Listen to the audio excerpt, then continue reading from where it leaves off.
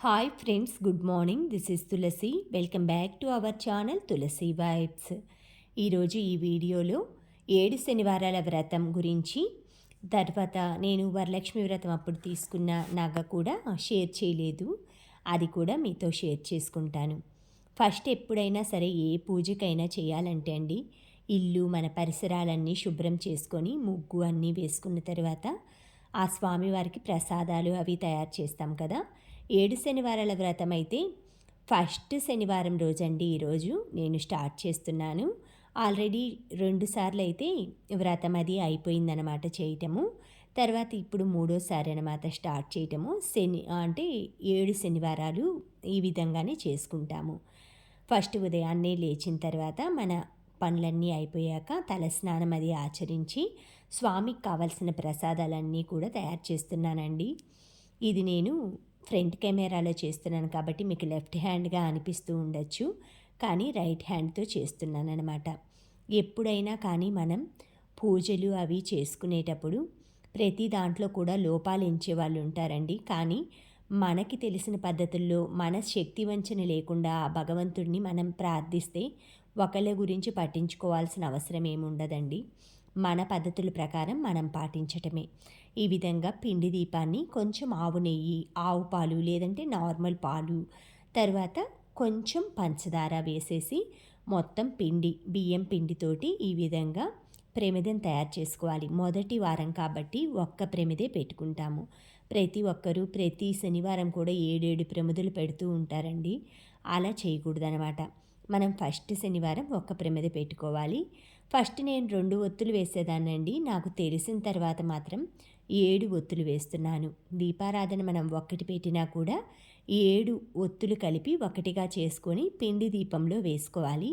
మిగతా శంకు చక్ర దీపాలు ఉంటాయి కదా, లేదా మీ దగ్గర ఉన్న నార్మల్ దీపాల్లో అయినా సరే 2 ఒత్తులు కలిపి ఒకటిగా, లేదా 3 ఒత్తులు పెడితే మంచిదనమాట.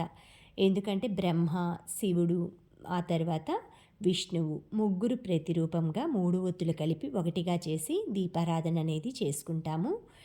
పిండి దీపారాధన పెట్టుకొని స్వామివారిని మనం పీఠం మీద కింద పద్మం ముగ్గులాగా అలా వేసి కొంచెం పసుపు అక్షింతలు వేసి ఏదైనా కొత్త వస్త్రం కానీ మీరు పూజలో ఉపయోగించే జాకెట్ ముక్కలు అలా వేసేసుకొని స్వామివారి చిత్రపటం పెట్టుకొని ఆ తర్వాత కుంకుమ బొట్లు వాటితోటి స్వామివారిని అలంకరించుకొని తులసి మాల లేదంటే తులసి కొంచెమైనా సరే పూజలో ఉపయోగించుకోవాలి.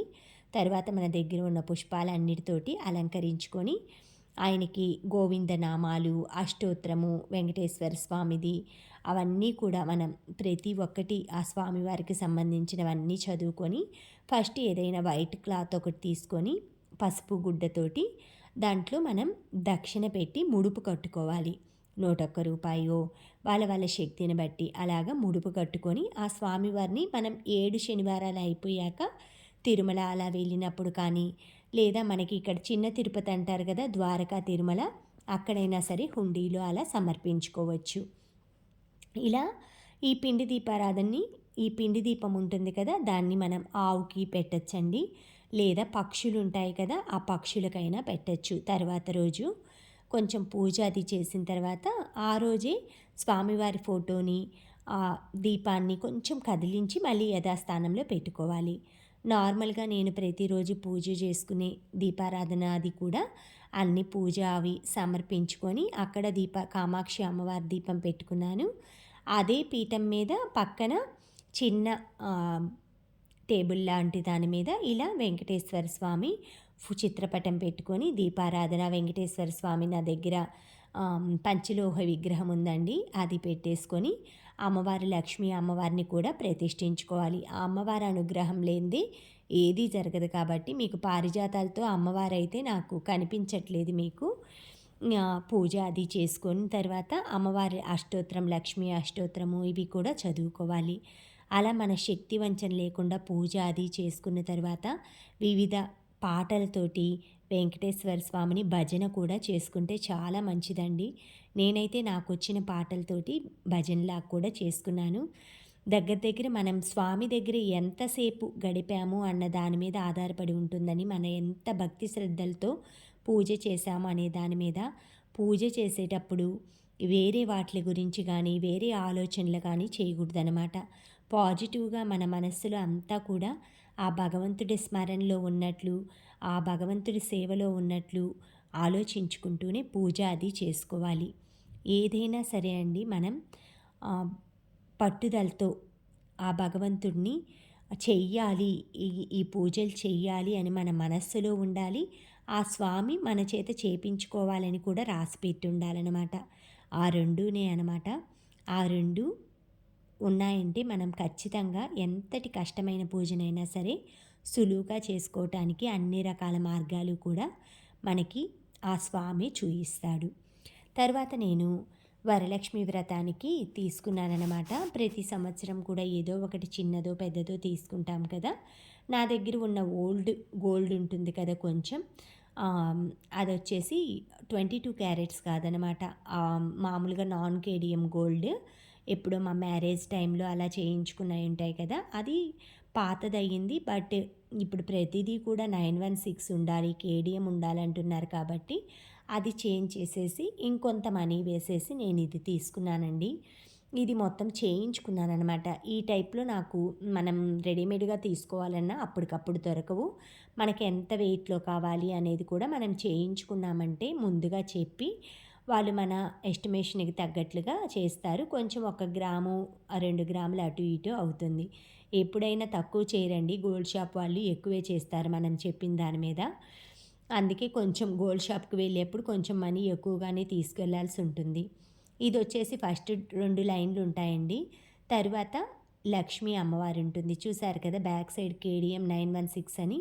మీరు ఎప్పుడు గోల్డ్ కొంటున్నా కానీ హాల్మార్క్ సింబలు 916 కేడిఎం అనే ముద్ర ఇవన్నీ చూసుకొని ఆ వాళ్ళ షాప్ వాళ్ళ బ్రాండ్ కూడా ఉంటుంది, అవన్నీ వేస్తారనమాట. అవంతా చెక్ చేసుకోవాలి మనం. ఇలా లక్ష్మీ అమ్మవారికి అటువైపు ఇటువైపు ఏనుగులు, చిన్న చిన్న ఏనుగులు వచ్చినట్లు, అమ్మవారి లక్ష్మీ అమ్మవారు కమలంలో కూర్చున్నట్లు అనమాట.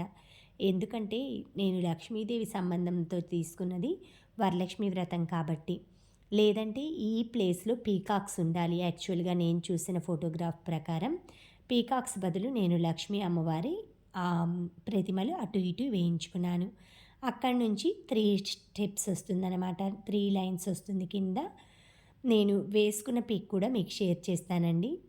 ఇది మొత్తం ఇలాగే అనమాట ఉంటుంది. వేసుకుంటే ఈ సైజులో వస్తుంది. దానికి పైన చిన్నది నా దగ్గర షార్ట్ నల్లపూసలు ఉందన్నమాట. సేమ్ అలాగే గుండ్లు టైప్లో ఉంటుంది, డాలర్ అలా వచ్చి దానికి ఇది సెట్ అయింది. సింపుల్గా మనం ఎక్కడికైనా పార్టీస్కి, ఫంక్షన్కి, చిన్న చిన్న వాటికి వెళ్ళాలన్నా, బయట పెళ్ళిళ్ళకి వెళ్ళాలన్నా కూడా ఈజీగా వేర్ చేయొచ్చు. నక్లీస్లు ఇలాంటివి అనుకోండి, ఎప్పుడెప్పుడు ఇంటికి రాగానే తీసేద్దామా అన్కంఫర్టబుల్గా ఫీల్ అవుతూ ఉంటారు చాలామంది. ఇదైతేనండి చాలా కంఫర్ట్గా ఉంటుంది. ఎక్కడైనా సరే మనం నిద్రలో అయినా తీసి పడుకోవాల్సిన అవసరం లేదు, అలాగే ఉంచేసుకోవచ్చు. ఎలాంటి ప్రాబ్లం ఉండదు, ఎలాంటి బ్రేక్ అవుతుందని ఉండదు. పెద్ద వయసు వచ్చిందా కూడా క్యారీ చేయొచ్చు. ఇంట్రెస్ట్ ఉన్నవారు ఇలాంటిది ట్రై చేయండి. Thank you friends, thank you for watching, thank you for valuable time. Have a safe day. Please like, share, subscribe my channel Tulasi Vibes.